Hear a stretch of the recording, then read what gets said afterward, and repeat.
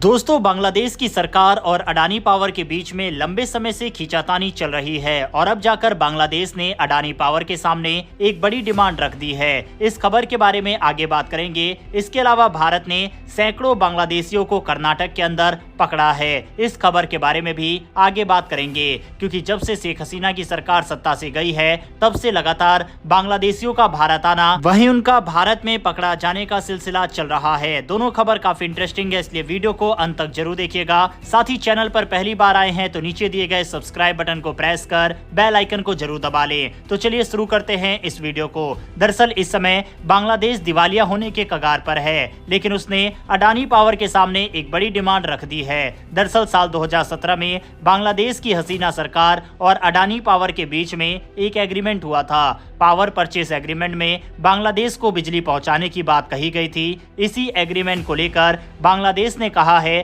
कि अब इसे रीनेगोशिएट किया जाना चाहिए। दरअसल आपको बता दें कि साल 2017 में इस एग्रीमेंट के बाद साल 2019 में अडानी पावर ने झारखंड के गोड्डा जिले में एक पावर प्लांट लगाया था। अडानी पावर ने इस इलाके में 14,000 करोड़ रुपए का निवेश किया था। इसके साथ ही वहां पर रेलवे लाइन सड़क भी बनवाई थी। बता दें कि झारखंड का ये जिला काफी ज्यादा पिछड़ा हुआ है। इसी के कारण अडानी पावर को भारत सरकार की तरफ से इकोनॉमिकल, कमर्शियल टैक्स एक्सेम्पशन दिए गए थे। सरकार की नीति के तहत पिछड़े जिले में पावर प्लांट लगाने के लिए कंपनी को टैक्स बेनिफिट दिए गए थे।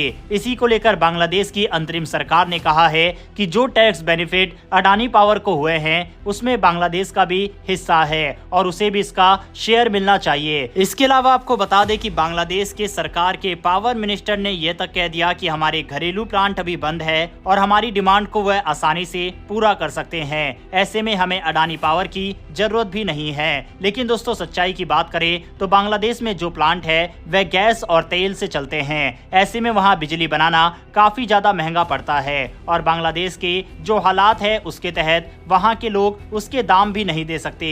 इसके अलावा आंकड़े की माने तो पिछले एक महीने पहले बांग्लादेश में बिजली का संकट था, वहां पावर आउटरेज हो रहे थे, लेकिन अब वहां के मंत्री अलग ही बात कह रहे हैं। बता दें कि बांग्लादेश में 12,861 मेगावाट बिजली बनी थी और वहां की डिमांड 14,578 तक पहुंच गई थी। हालांकि अभी पीक डिमांड खत्म हो चुकी है, इसी वजह से वहां के मंत्री ऐसी बातें कर रहे हैं, लेकिन शायद वो भूल गए हैं कि आने वाला समय गर्मी का भी होगा जहां डिमांड काफी ज्यादा बढ़ जाती है। आपको बता दें कि बांग्लादेश भारत सरकार के बचे हुए टैक्स में से हिस्सा मांग रहा है। इसके अलावा उसका कहना है कि एग्रीमेंट को रीनेगोशिएट किया जाना चाहिए। इसके अलावा बांग्लादेश की कोर्ट ने भी नेगोशिएट करने की बात कह दी है। हालांकि बांग्लादेश में जब से सत्ता परिवर्तन हुआ है तब से कोर्ट तो एक भरोसेमंद संस्था रह ही नहीं गया है, क्योंकि लगातार भारत के मैटर पर कोर्ट दखलंदाजी कर रहा है। लेकिन इसके पीछे का कारण देखें तो बांग्लादेश की अंतरिम सरकार को लगता है कि अडानी पावर पर जो अमेरिका के द्वारा आरोप लगाए गए थे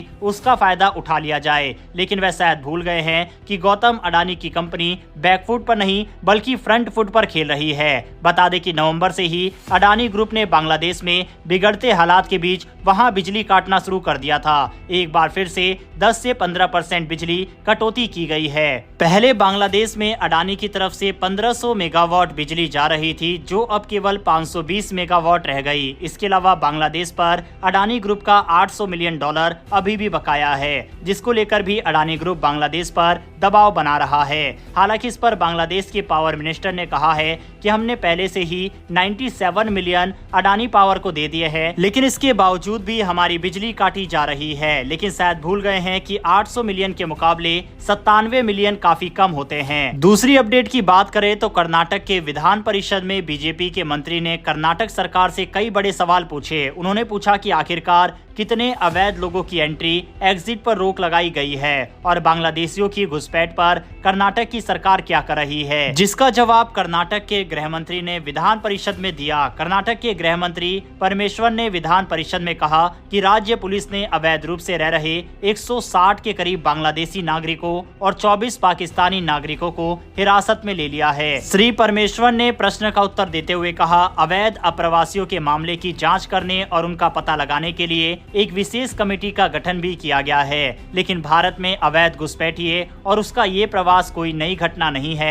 लाखों की संख्या में अवैध लोग भारत देश आ रहे हैं। गृह मंत्री ने कहा, हमारी सरकार अवैध लोगों को खोजने का काम कर रही है। सरकार इन लोगों के बारे में जानकारी जुटा रही है और उन्हें वापस उनके देशों में भेजा जा रहा है। वहीं गृह मंत्री ने कहा कि पाकिस्तान और बांग्लादेश के अलावा अफ्रीकी देशों से भी लोग भारत आ रहे हैं। ये लोग नशीले पदार्थों की तस्करी कर रहे हैं। ये स्टूडेंट वीजा पर भारत आते हैं और नशीले पदार्थ के व्यापार में शामिल हो जाते हैं। उन्हें पकड़ने के लिए राज्य पुलिस विभाग ने जिला स्तर पर एक विशेष टीम का गठन किया है। हालांकि दोस्तों, ये बात किसी से छुपी नहीं है कि कांग्रेस सरकार की सत्ता जिस भी राज्य में है, इसके साथ ही बांग्लादेश में जब से ममता बनर्जी की सरकार आई है, तब से वहां पर अवैध अप्रवासियों की संख्या लगातार बढ़ रही है और ये मुद्दा कई बार भारत के गृह मंत्री अमित शाह ने भी उठाया है। बहरहाल दोस्तों, इस खबर के ऊपर अपनी राय कमेंट बॉक्स में लिखकर बताइएगा। वहीं पर अगर आपको ये इन्फॉर्मेशन और वीडियो पसंद आई हो तो वीडियो को लाइक करके हमारी आने वाली डेली ऐसी वीडियो के लिए चैनल को सब्सक्राइब कर बेल नोटिफिकेशन अवश्य दबा लें। फिर मिलेंगे ऐसी एक नई वीडियो के साथ। धन्यवाद।